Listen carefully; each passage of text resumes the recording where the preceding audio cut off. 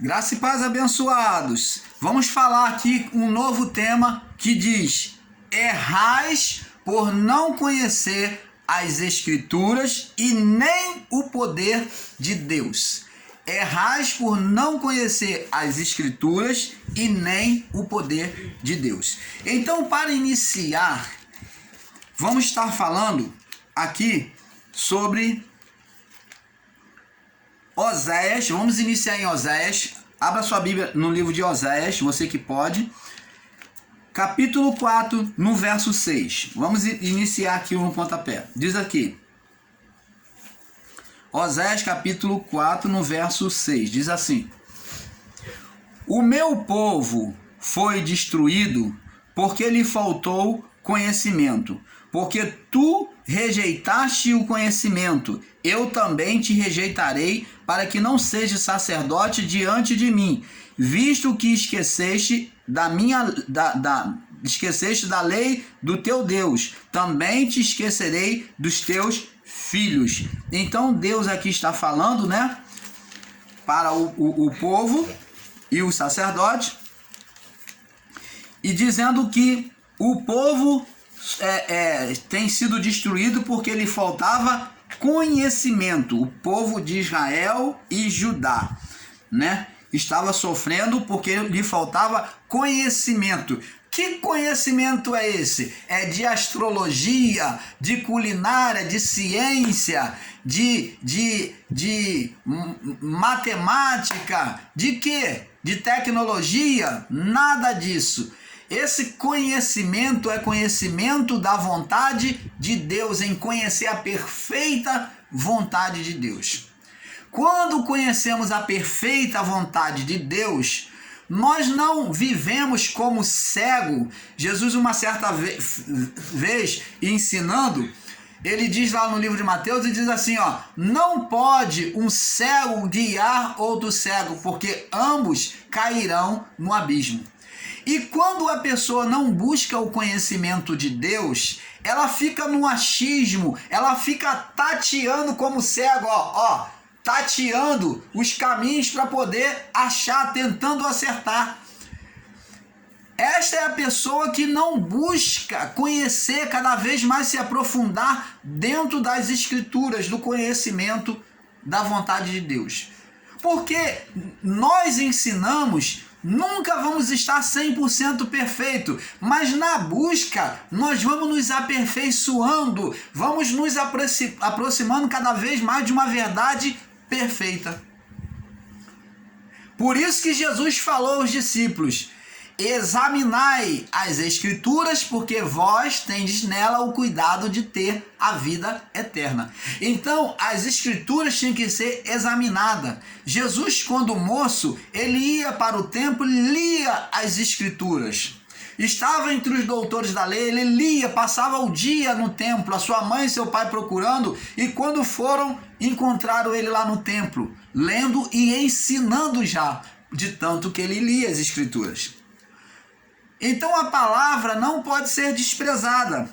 E o título é: errais por não conhecer as Escrituras e nem o poder de Deus. A falta de conhecimento leva o povo ao sofrimento. O meu povo foi destruído porque lhe faltou conhecimento, porque eles rejeitaram o conhecimento de Deus. Então, rejeitar o conhecimento é ser levado ao sofrimento. Quantas pessoas às vezes padecem doença porque não sabem o remédio? Às vezes o remédio está ao alcance das suas mãos. Quantos às vezes são levados e induzidos à doença por si mesmo, nas bebedeiras, nos vícios, no excesso de certas comidas gordurosas? Mas se ela tivesse o conhecimento que aquela comida gordurosa iria entupir as suas artérias, causar pressão alta e levá-la ao infarto ou um derrame, ela não faria isso. Então o conhecimento evita o mal. E o conhecimento de Deus, que é espiritual, ele guarda a nossa vida do mal, tirando a nossa vida do estado carnal e nos tornando espiritual. Então, vamos ver aqui no livro de João, Ó, vamos ver aqui no livro de João, capítulo 15. João 15. Vamos agora em João 15. No capítulo 15, no verso 8, diz assim: Nisto é glorificado meu Pai, que deis mais fruto ainda, assim sereis meus discípulos. Então, a vontade do Pai é que venhamos ser frutíferos, mas para sermos frutíferos, temos que ter conhecimento da vontade dele. Como poderemos ser satisfeitos se não buscamos conhecer os nossos direitos, os benefícios que ele tem nos dado? Agora vamos em Lucas capítulo 17. Lucas 17. É só retroceder aí um livro, que é o Lucas, é antes de João.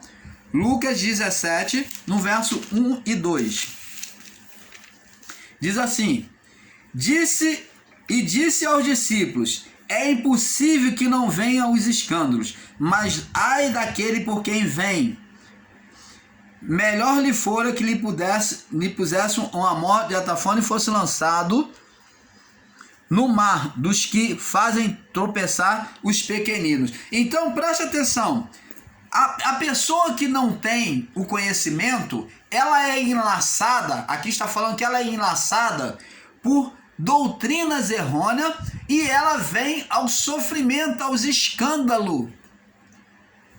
Então ela é levada ao escândalo, ao sofrimento por causa daquele que ensina que não tem o conhecimento perfeito de Deus. Mateus 22, do 24.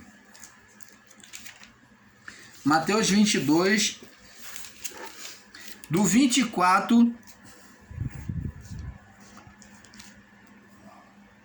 ao 29, diz assim: Mestre, Moisés disse: se morrer alguém não tendo filhos, casará o seu irmão com a mulher dele e suscitará descendente ao seu irmão. Ora, houve entre nós 7 irmãos. O primeiro, tendo casado, morreu, e não tendo descendência, deixou a sua mulher a seu irmão. Da mesma sorte o segundo, e o terceiro, até o 7º. Por fim, depois de todos, morreu também a mulher. Porquanto na ressurreição, de qual dos 7 será a mulher, visto que todos a possuíram? Jesus, porém, respondendo, disse: errais por não conhecer as Escrituras e nem o poder de Deus, porque na ressurreição não nem se casam, nem são dados ao casamento, mas serão como os anjos do céu. Então tá vendo aqui, os discípulos, né, os saduceus e os saduceus, eles tinham um entendimento acerca da ressurreição errada, aonde eles entendiam que uma mulher, aonde tinha 7 irmãos, que na morte desses 7 irmãos, depois da morte, quando a mulher morresse, ela seria esposa, mulher de quem lá em cima nos céus? Aonde Jesus diz para eles: errais por não conhecer das Escrituras e nem o poder de Deus. Então, amados, a falta de conhecimento leva as pessoas a ser equivocado. Muitos, na sua fé e entendimento da palavra, têm tomado caminhos equivocados. E quando falamos, é acerca de nós mesmos em graça, e principalmente os do sistema religioso, o qual são os que mais literalizam as palavras escritas nas Escrituras. Eles comem um mosquito e engolem um camelo. Por exemplo, os evangélicos neopentecostais são os que mais têm o entendimento equivocado equivocados em vários pontos, pois muitos creem na transubstanciação da fé, que é a materialização do Espírito, realizando a apresentação de copo com água, de sabonete, de óleo e etc. Hoje temos em graça o período, temos hoje em graça que que o período das sombras já passou, e praticar os rituais da lei após a cruz é espiritismo e feitiçaria. Pois pregar que um objeto ou algo físico pegar um objeto ou algo físico e apresentar a Deus ou exercer a fé sobre ele é ser idólatra e feiticeiro. Observe o que Jesus disse a Tomé. Vamos lá no livro de João, capítulo João 20,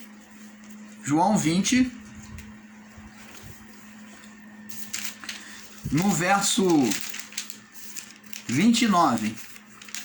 João 20, 29. Diz assim: Disse-lhe Jesus: Por que me viste, Tomé, creste? Bem-aventurados são os que não viram e creram. Então, vê aqui, Tomé acreditou que Jesus ressuscitou porque ele viu Jesus e tocou em Jesus. Os irmãos, aqueles que vivem, que vivem no sistema religioso, aqueles que creem na materialização da fé, que fazem a apresentação de objetos, eles estão colocando a fé sobre o objeto. Porque se você, amado e abençoado, você tem a fé dentro de você, você não precisa pegar, materializar um objeto através da fé, apresentando a Deus, seja um sabonete, uma Coca-Cola, uma água, o que quer que for. Não precisa você fazer isso porque você já tem o Espírito em você e você já tem a fé. Então é somente crer em Deus. Ah, mas irmão Paulo, é que meu familiar está no hospital e eu preciso usar um ponto de contato para poder exercer a fé sobre ele. Então você do seu lar, aonde você estiver, leve o seu coração a Deus, faz a sua oração, creia, determine a cura, creia na cura em nome de Jesus para o seu familiar. Simples. Não adianta você pegar o objeto, levantar para os céus, porque você está trazendo o reino das sombras do passado, da condenação, da lei, de volta. Você está apresentando objetos, está depositando a fé sobre objetos, ou essas chamadas igrejas, instituições religiosas, ministérios, como quer que seja, elas estão trazendo o povo de novo ao espiritismo, à idolatria, a feitiçaria e a idolatria. Por quê? Porque deixaram de ter a fé sobre uma imagem que eles condenaram no passado, e agora vem colocar a sua fé sobre os objetos místicos, toalhinha, anel, cordãozinho, papiro, água, tudo isso, suco de uva. Isso tudo é pãozinho, isso tudo é misticismo, é ser idólatra. É você provocar o mundo espiritual, o mundo das sombras. É você trazer o mundo das sombras de volta para o seu ministério, para a sua vida. Você está provocando demônios nas pessoas. Se você é o chamado pastor de um ministério, me ouve, atenta para isto. Eu também já fui do sistema religioso, já pastoreei o sistema religioso de alguns ministérios. Então, só que hoje compreendo que isto é você chamar o ministério das sombras, o ministério da lei. Isto é provocar demônios, porque a fé tem que estar guardada dentro de nós. O que o apóstolo Paulo diz? É necessário que aquele que dele se aproxima, fazer pedido ao Pai, creia que ele exista, na sua existência, e que é galardoador daqueles que o buscam. Somente isto para o Pai se manifestar. Você está entendendo, amado? Então, saia desse misticismo, esse espiritismo. Você está provocando demônios nas pessoas quando você leva ela a crer num pãozinho, na água, no objeto místico que é distribuído no seu ministério, na sua vida. Você está vivendo o período das sombras. Ah, mas irmão Paulo, Jesus apresentou o pão para os céus. Jesus fez isso para saciar aquela multidão com 5 pães e 2 peixinhos. Mas ele não falou para se repetir isto. Ele nunca ensinou para você fazer uma obra repetitiva. Ali mostra o cuidado de Deus para com o povo. O amor de Deus sendo manifesto, o cuidado, como a galinha junto os pintinhos cuida. Então Jesus ali estava cuidando, o amor, para o povo não sair tarde da noite para as suas casas, que eram lugares distantes.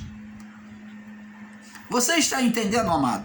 Então, abençoados, temos que despertar para isso. Observe que Jesus disse a Tomé, né? João 20, 29, né? Tomé, creste? Bem-aventurados são os que não viram e creram. Tomé vivia de uma fé visível, de objetos místicos, visível, igual os que vivem hoje. Ele teve que ver Jesus e tocar. Então, Jesus falou, mais bem-aventurados são os que não viram e creem. Então, a fé que Jesus espera de nós é uma fé, o quê? Espiritual, uma fé invisível, não precisa ser pautada em objetos místicos.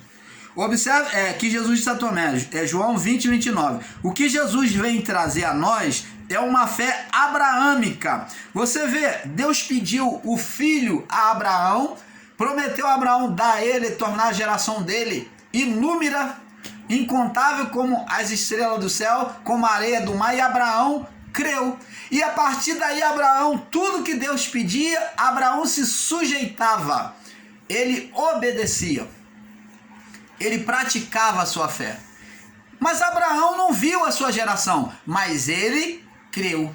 Então, ele acreditava em Deus. Quando Deus pediu o filho, ele mesmo contrariado, mas ele se sujeitou primeiramente à vontade do Pai. É como o próprio Jesus, antes de ser entregue à cruz, Abraão exerceu da mesma forma como o próprio Jesus lá, que diz assim: Pai, se possível, passa de mim este cálice, mas que contudo seja feita a tua vontade. Abraão também, dentro do seu coração, ele sentiu que ele não queria fazer, mas antes, o que? O prazer dele era obedecer ao Pai, Criador.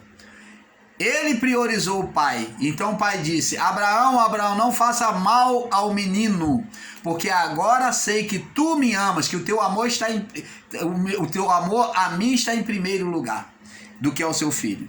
Então esta é a fé, uma fé invisível. O que Jesus vem trazer a nós é uma fé abraâmica, uma fé invisível, e não uma fé visível e palpável, que é a fé da incredulidade, que tem que ver para poder crer, a fé de Tomé. Abençoados, veja que a fé que chama a atenção de Jesus, vamos lá agora ver a fé da mulher cananeia. A mulher cananeia, Mateus capítulo 15. Vamos ver aqui uma fé que é apresentada aqui, Mateus 15, do 21 ao 28. Diz assim: E partindo Jesus dali, foi para as terras de Tiro e Sidom. Eis que uma mulher cananeia que saíra daquelas cercanias, clamou dizendo: Senhor, filho de Davi, tem misericórdia de mim e da minha filha. Está miseravelmente endemoniada. Mas ele não lhe respondeu palavra. E os discípulos, chegando a ele, rogaram-lhe dizendo: Despede-a, que vem gritando atrás de nós. Ele respondendo disse: Eu não fui enviado senão as ovelhas perdidas da casa de Israel. Então chegou ela, o adorou, dizendo: Senhor, socorre-me.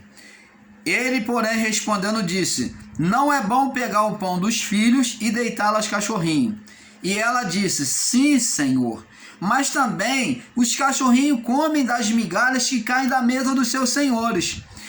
Então respondeu Jesus e disse: Ó mulher, grande é a tua fé, seja feito para contigo como tu desejas. E desde aquela hora a sua filha ficou sã. Então, vê que a fé dessa mulher, mesmo diante da negação de Jesus em atendê-la, em dizer que ele não poderia deixar de atender aos filhos da promessa, que era o povo ali hebreu. Então Jesus diz para ele: eu não posso deixar de atender o povo hebreu aqui, né, os judeus, para poder atender vocês que são idólatras. Mas ela falou: sim, Senhor, o Senhor está certo, mas me dá pelo menos uma pontinha, porque os cachorrinhos comem das migalhas. Olha a sabedoria, a fé insistente daquela mulher. Mas os cachorrinhos comem das migalhas que aos pés de seus senhores. Jesus, quando ouviu esta palavra, essa insistência, essa fé que ela demonstrou em buscar uma saída para ajudar a libertar a sua filha, Jesus se maravilhou e disse: esse é de maravilha, de uma fé extraordinária que Jesus viu. Ele disse: mulher, grande é a tua fé. Seja feito para contigo como tu desejas. E desde aquela hora ficou sã. Você está vendo, amados, uma fé sobrenatural. Não precisou ser pautável, pelo contrário, ela na sua fé, ela foi confrontada, impedida, né? Jesus criou obstáculo ali com palavras para que ela entendesse que ele não podia atender e ele estava certo.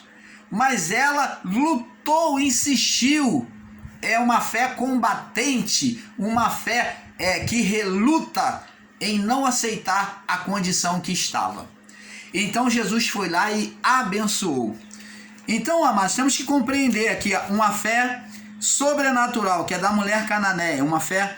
Agora vamos ver a fé do centurião, Marcos capítulo 7. Vamos ver agora outra fé, Marcos capítulo 7, no verso do 1 ao 10, diz assim: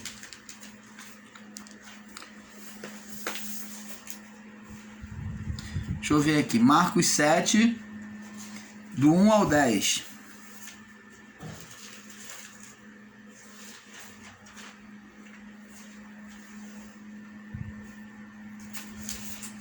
Não, o irmão Paulo marcou aqui a referência errada. Vamos aqui em Mateus capítulo 8. Mateus capítulo 8. Mateus 8.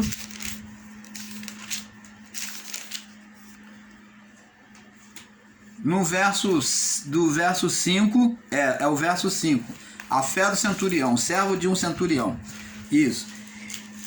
Do 5 ao 13, diz assim: e entrando Jesus em Cafarnaum, chegou junto dele um centurião rogando-lhe e dizendo: Senhor, meu criado jaz em casa paralítico. Ele vem interceder pelo seu servo, seu criado, e violentamente atormentado. Ele estava paralítico e perturbado. E Jesus lhe disse: eu irei e lhe darei saúde.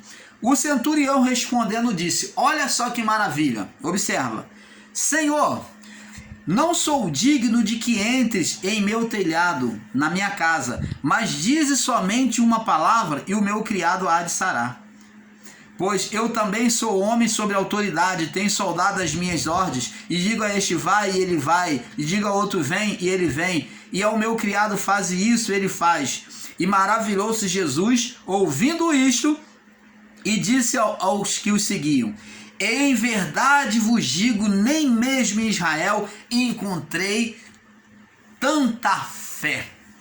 Mas eu vos digo que muitos virão do Oriente e Ocidente e assentar-se-ão à mesa com Abraão. Quer dizer, esta é a fé perfeita, a fé Abraão, que não precisa Jesus estar lá. O centurião falou: o senhor não precisa ir na minha casa, eu não sou digno. Eu tenho um servo, eu falo com o meu servo, ele vai. Eu acredito que se o Senhor der ordem, os seus anjos, o poder vai se manifestar lá na minha casa. Olha a fé deste homem. A fé abraâmica, a fé invisível que crê no coração, não precisa ver com os olhos.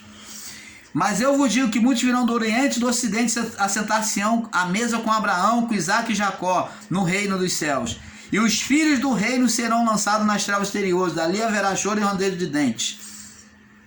E Jesus disse ao centurião: vai e como creste te seja feito. E naquela mesma hora seu criado sarou. Tá vendo que maravilha? Uma fé sobrenatural, invisível, que não precisava ver. Vamos ver agora no livro de Marcos capítulo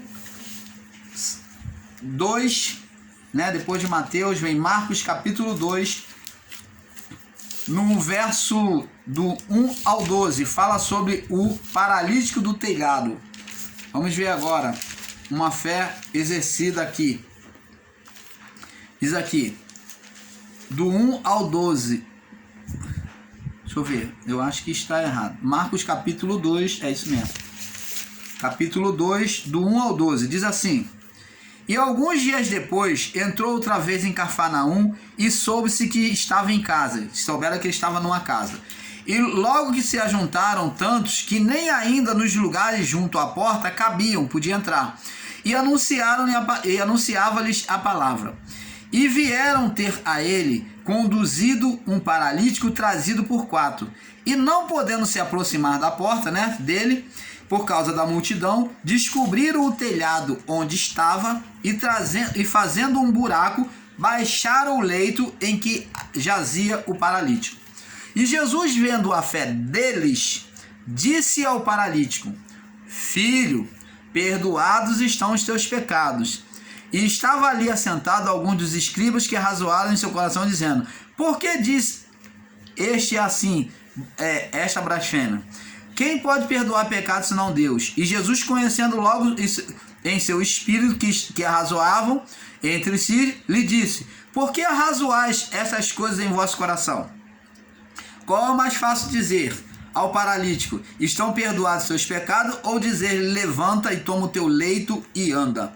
Ora, para que saibais que o Filho do Homem tem na terra poder para perdoar pecados, disse ao paralítico: Eu te digo, levanta, toma o teu leito e vai para a tua casa. E levantou-se e tomou logo o teu leito, saiu da presença de todos, de sorte que todos se admiraram e glorificaram a Deus, dizendo: Nunca tal vimos. Você está vendo, amados e abençoados? Então, vemos aqui uma fé exercida pelos amigos daquele paralítico, que viram uma dificuldade em entrar, uma fé insistente como da mulher cananeia, viram a dificuldade de entrar naquela casa em que Jesus estava, porque não podia entrar porta dentro para chegar até Jesus. Então eles subiram no telhado, ataram corda com faixas, né, sobre aquele esquife, baixaram, abriram o telhado, baixaram diante de Jesus aquele paralítico. Jesus, vendo a fé deles, uma fé que não foi demonstrada com coisas místicas, mas apenas creram no coração. Eles exerceram a fé, praticaram a fé. E então disse ao paralítico: Perdoados te são os teus pecados. Por quê? Porque aquele homem estava paralítico pelo estado de condenação de pecado. A condenação de pecado prendia aquele homem àquele estado de paralisia. Por isso que Jesus primeiro teve que perdoar o pecado, porque sem perdão do pecado, sem tirar a condenação, aquele homem não poderia ser curado. Então, amados, temos que entender esse princípio. Vamos falar agora da mulher do fluxo sanguíneo. Lucas capítulo 5. Lucas capítulo 5, verso 17. Depois do livro de Marcos é Lucas, capítulo 5, verso 17. Logo depois do livro de Marcos é o livro de Lucas, capítulo 5, 17. Diz assim: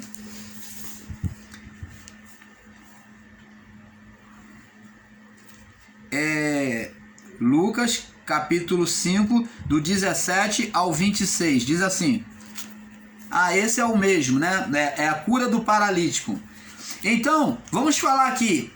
Uma mulher se aproximou de Jesus, que tinha um fluxo sanguíneo, e a palavra diz que ela já havia gastado todos os seus bens com os médicos da época e não podia curar o seu fluxo. Ela já havia gastado todos os seus bens. Então ela decidiu no seu coração de ir encontro a Jesus. Só que existia uma turba, uma multidão muito grande cercando Jesus. E ela, como ela, no seu estado era de fluxo, e ela era considerada imunda mediante a lei, ela não podia ter contato com as pessoas, ela decidiu se aproximar de Jesus e ela veio por baixo, para que não fosse vista. Ela veio por baixo, até pela fraqueza que ela deveria estar sentindo, E ela disse: se eu tão somente tocar nas suas vestes, não podendo se aproximar de Jesus, ela disse: eu não posso tocar nele porque eu estou imunda, mediante a lei. Mas se eu tão somente tocar nas suas vestes, eu serei curada. Quando ela tocou, Jesus disse: quem me tocou? E os discípulos falaram: mestre, a multidão te aperta e te oprime, né? Te espreme. E o Senhor vem dizer: quem me tocou? O Senhor não está vendo a multidão que está aqui, todo mundo aqui em volta do Senhor? Mas Jesus disse: não, alguém me tocou, porque eu senti sair virtude de mim. E quem tinha tocado nele? A mulher. E aquela mulher, no seu coração, ela colocou que se ela tocasse na veste, ela seria curada. Agora imagine você que está no sistema religioso, o seu chamado pastor, o seu líder, você das igrejas evangélicas, das neopentecostais que exercem fé sobre objetos místicos. Aqui nós não vemos que a mulher usou qualquer objeto místico, mas a decisão do milagre foi do seu coração. E esses chamados pastores, esses ensinadores, têm levado você a crer no objeto. Quando a fé, ela parte do seu coração, por isso que Deus exerce o milagre, não pelo objeto, mas pelo seu coração. E eles estão ensinando você errado a botar a fé sobre objetos, sobre coisas místicas, tornando você idólatra, cativo a eles, a distribuição de objetos místicos. Quando você vai para essas chamadas igrejas, essas instituições religiosas, evangélicas, que distribuem esses objetos, eles estão cativando você para você ficar preso a essa distribuição de material místico. A fé já está dentro. A mulher disse no seu coração: se eu tão somente tocar na veste, foi a veste que curou a mulher? Não. Jesus disse que sentiu dele sair, não foi da veste, mas ela determinou que no toque da veste ela seria curada. Jesus não ensinou ninguém a ser idólatra de receber paninho, de toalhinha, de pedaço de pano, de pedaço de sabonete, de rosa, nada disso, de sal, nada disso. Isso leva a pessoa à idolatria, isso é feitiçaria. Se desprenda disso se você está exercendo isso. A fé exercida na adoração. Vamos ver aqui, agora em Zaqueu, uma fé exercida na adoração. Já estamos terminando este assunto, eu acredito, né? Lucas 19, ainda em Lucas capítulo 19 agora. Vamos agora ver agora uma fé exercida, uma salvação exercida pela adoração. Diz aqui, Lucas 19: e tendo Jesus entrado em Jericó, ia passando, eis ali um homem chamado Zaqueu, e este era um chefe dos publicanos, era rico, e procurava ver quem era Jesus, e não podia, por causa da multidão, porque era de pequena estatura. E correndo adiante, subiu a um síncamo, uma árvore, né, uma figueira brava, para o ver, porque havia de passar por ali. E quando Jesus chegou àquele lugar, olhando para cima, viu e disse: Zaqueu, desce depressa, porque hoje me convém pousar na tua casa. Ele era considerado pecador, porque ele esporeava financeiramente o povo judeu, o seu próprio povo, a pagar imposto 4 vezes mais. E apressando-se, verso 6, desceu e recebeu alegremente. E vendo todos isso, murmuraram, dizendo que entrara para ser hóspede de um homem pecador. E levantando-se Zaqueu, disse ao Senhor: Senhor, olha, o coração, a fé. Ele acreditou em Jesus, naqueles ensinos que Jesus... Ele acreditou no amor. Ele recebeu o amor de Jesus, ele disse no seu coração. Disse Zaqueu ao Senhor: Senhor, eis que dou aos pobres. A decisão foi dele, não é ser manipulado como muitos no sistema religioso. A decisão foi dele. Ninguém propôs a ele isso. Eis que dou aos pobres metade dos meus bens, e se alguma coisa tenho defraudado alguém, eu restituo quadruplicado, 4 vezes mais. E disse-lhe Jesus: hoje houve salvação nesta casa, pois também este é da fé, filho de Abraão. Este abraçou a fé, este agora está manifestando a fé abraâmica. Porque o Filho do Homem veio buscar e salvar o que havia perdido. Maravilha, né? Maravilha do Pai. É muito bonita essa passagem. Vamos agora ver a mulher do vaso de alabastro, que exerceu a fé também, na casa de Simão. Vamos ver lá, Marcos é antes de Mateus, depois de Mateus, Marcos no capítulo 14. Marcos 14. Marcos 14, no verso 3 ao 9. Marcos 14, 3 ao 9. Diz assim: E estando em Betânia, assentado à mesa na casa de Simão, o leproso, veio uma mulher que trazia um vaso de alabastro, com unguento de nardo puro, de muito preço, e quebrando o vaso, lhe derramou sobre a cabeça e sobre os pés.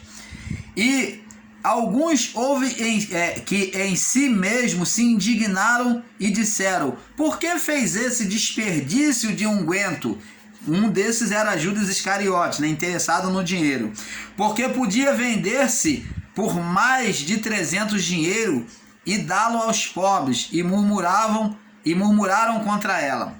Jesus, porém, disse: deixai-a, por que a molestai? Ela fez-me uma boa obra. Porque sempre tendes os pobres convosco, e podeis fazer-lhes o bem, quando quiserdes, mas a mim nem sempre me tendes. Esta fez o que podia, antecipou-se a ungir o meu corpo para a sepultura. Em verdade vos digo, todas as partes do mundo onde este evangelho for pregado, o que ela se fez será contado em memória. E Judas Iscariote, um dos 12, foi ter com os principais saduceus para lhe entregar. Então, você está vendo, Judas que queria que vendesse aos pobres, que desse para ele, vender e ele ficar com o dinheiro. Então, amado, você vê que essa mulher voluntariamente demonstrou a sua fé, o seu amor ao Senhor Jesus. Então, temos que ter essa compreensão. Ela manifestou a fé abraâmica. Como vemos, abençoado, todas as pessoas apresentaram uma perfeita fé abraâmica, uma fé abraâmica. Exercer a materialização da fé após o juízo é voltar às práticas dos rituais antigos e não entender e aceitar que o reino está dentro de nós. Mateus 17, do 21 ao 23. Se o reino está dentro de nós, que o Espírito, que é o Espírito Santo, por que então a materialização da fé? Como começamos no título do estudo, essas pessoas não têm um perfeito entendimento das Escrituras e não entendem sobre o poder de Deus, porque elas erram sobre o conhecimento das Escrituras e não conhecem o poder de Deus. Alguns ministérios, até em suas orações e rezas, julgam que para libertar as pessoas dos demônios, tem que chamar o demônio pelo nome para manifestar e então expulsar. Dão ordem ao demônio para se manifestar e para depois então expulsar. Observe que assim como Tomé, eles não acreditam na atuação de Deus sobre a vida das pessoas que eles oram, ali no culto ou na oração.